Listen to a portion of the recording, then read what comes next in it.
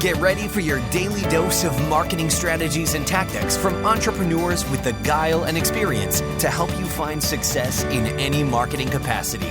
You're listening to Marketing School with your instructors, Neil Patel and Eric Siu. Okay, everyone, get ready. It's time for another episode of Marketing School. I'm Eric Siu. And I'm Neil Patel. And today we're going to talk about how to do A-B testing. So, Neil, what the heck is A-B testing and why should we do it? A-B testing is, think of it this way. You go into a grocery store and someone offers you jam to buy. For half the people, they may offer a flavor of strawberry. The other half, they may offer a flavor of marmalade. And if more people buy with strawberry, and in quantity, right, you're talking about thousands of people or a good sample size, then they know that, hey, strawberry is a flavor that most people prefer. When we pitch our jams product, we should first show strawberry. That's kind of like A-B testing, right? On the web, you're trying to figure out, people are coming to your website. Let's say your homepage. Is this version of your homepage better or another version of your homepage? Is adding a video to your homepage generate more leads or more sales? Or does just having text with no images cause more sales or more conversions? So with A-B testing, it's trying to figure out what copy, images, messaging, videos, what elements can you change or adjust to get the maximum amount of sales. I love it. And I think to kick things off with A-B testing, there's a few points to be very cognizant of when you're doing A-B testing. So the first thing is, I generally don't recommend any type of A-B testing. You know, you're really going to try to A-B test when you have a certain volume of traffic and you have certain things rolling in the business already. So things are kicking along already. And let's just use a baseline of, let's just say 10,000 visits a month. That's a good point to start, doing some A-B testing on different elements on the site. But that's not to just say, hey, go read a blog post on some conversion rate blog out there and say, oh, let's just go ahead and change some colors on our buttons and call it a day. That's not how it works. What you might want to do initially is you might use tools like what Neil's talking about or alluded to in other episodes. Qualaroo would be a good example. You might use a tool like Hotjar just to see how people are behaving on the site. You can use a tool like Crazy Egg that will show heat maps on the website, and then also you can run surveys too. There's a lot of great applications out there for surveys. SurveyMonkey is one of them, and there's also one called Yes Insights, which basically is a one-click survey where you can email people. And just to give you an example, using a one-click survey tool, I got 90 responses, and using SurveyMonkey, I got 10 responses in the past. So that's a 9x increase. That's something to take in mind when you're running these types of surveys. You're going to get ideas for running specific tests. So you want to look at the data, you want to look at what people are saying, then you can start to hypothesize different experiments to be running. Neil? When you're running A-B testing to maximize your sales, you need volume too. So in general, there's tools like Optimizely, Crazy Egg, Visual Website Optimizer, Google Content Experiments that help you run the A-B test. Things like Crazy Egg or Optimizer or VWO, they have a WYSIWYG editor so you can adjust elements within your site copy without needing a developer. And when you're doing these tests, you need volume. So the tool will tell you, is one version beating out another version? If you're getting under 1,000 sales or conversions on your website in a given month, you shouldn't have more than 2 versions. Your control being your main version or your current site or your current web page, and then B variation being one variation, right? And that's what you want to test out first. The tool will then tell you if something is a winner or a loser. And typically when you're running tests, you need to run them in lengths. And what I mean by that is if you start on a Monday, you can finish on a Sunday.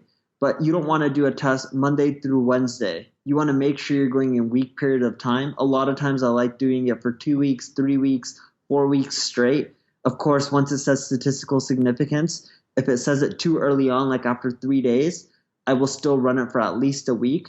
But I want to make sure within my tests that I have each day of the week in there. Reason being is people interact with the website on Sundays differently than they do on Mondays. And a lot of the people who are on the website on Sundays are a different demographic than the people who are on the site on Mondays. For example, Sunday is a workday in Israel, right? Their version of a Monday is actually Sunday. So their work days are from Sunday through Thursday. Friday and Saturday are off. So different demographics view different sites on different times. If you want to get a full sample, make sure you're running tests for at least a week and don't end a test until the tool tells you it's statistically significant.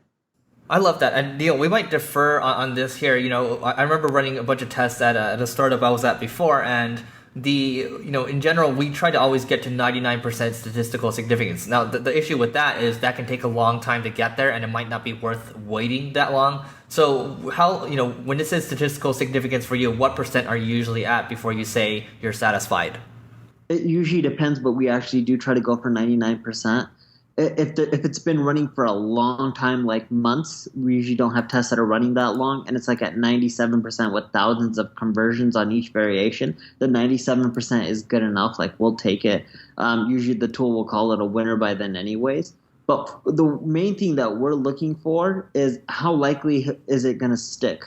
When you only have 30 conversions on each variation, even if it's 99% statistically significant, like one version had 30 conversions, the other one only had 5 conversions, well, it's just starting out. It could only be a day's worth of data. You shouldn't stop a test then. You should let it keep running. Right. And there's another concept of A/B testing, and it's called multivariate testing, where you're running A, B, C, D versions. So you might have 4 different versions of something. And in general, a lot of people don't talk about multivariate testing. They keep it to A/B testing. Neil, is there a reason for that? Yeah, a lot of people don't do multivariate testing because they don't necessarily understand how it works. What I've also found, I've ran a ton of tests. Multivariate testing, as Eric mentioned, is like when you're adjusting different elements on a page. So you can have one main version, your control, your current site, and then you can also test the headline, the color of the button, the text of the button, and some images. And you can be running the tests all at once.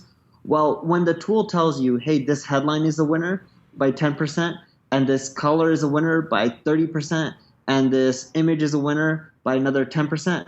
That's 50% in total. What we found is then when you combine all of those, you usually don't see it increase by 50%. For that reason, we tend to do A/B testing. It just makes it more simpler. And when you're running the test, in most cases, as we were talking about on this podcast, most people won't have a ton of conversions. You ideally want over 1,000 conversions per month before you start running A/B tests. But even if you have a small amount, you can still run tests. And the way we like to run them is you go look in your Google Analytics and you go see which page are people dropping off in your funnel the most. So if the way people buy is they're going from your homepage to your pricing page to then the checkout page and then the thank you page. If 100 people go to, or let's say if 1,000 people go to your homepage, and out of those 1,000 people, 900 go to your pricing page. And then out of the 900 on your pricing page, if only 50 people go to your checkout page, and this is before they're entering your credit card, they're just clicking through on checkout, that means there's bigger issues in your pricing page versus your homepage because the drop-off is so much more steeper that you should first try to optimize that pricing page. And when you're adjusting that pricing page, you don't want to just start running random tests. As Eric mentioned, there's tools like Qualaroo out there. You go take a tool like Qualaroo, you go get feedback on the pricing page of why people have issues with it, the objections they're having. And then what you're doing is you're taking all the objections, the main ones, and you're figuring out which ones would be the easiest ones to fix. You then fix them on a B variation, right? So you keep the original, and then you create a B variation, and then you run a test. There's a lot of these paid tools out there, but I want to also point out that Google Analytics is a great place to start because in Google Analytics, you can see the funnel drop off if you have goals set up. And also you can see the behavior flow of where people are landing on and what pages they're going to next and how people are converting in general. So I do recommend taking a look at Google Analytics. And I think maybe, Neil, we can close it off by talking about some of our favorite conversion blogs. So I'll go ahead and start with conversion rate experts. There's a hyphen between each of the words. So conversion rate experts. There's a lot of great case studies out there. They were kind of, at the forefront of conversion rate optimization, and they were the first conversion rate blog that I found. Conversion XL is another amazing blog. All they do is just talk about conversion tests and data, even offline versions that people are running. They have great case studies that you can learn from as well. Love it. Great. Well, that's it for this episode. We will see you in tomorrow's episode, and keep on learning. Bye. This session of Marketing School has come to a close. Be sure to subscribe for more daily marketing strategies and tactics to help you find the success you've always dreamed of. And don't forget to rate and review so we can continue to bring you the best daily content possible. We'll see you in class tomorrow, right here on Marketing School.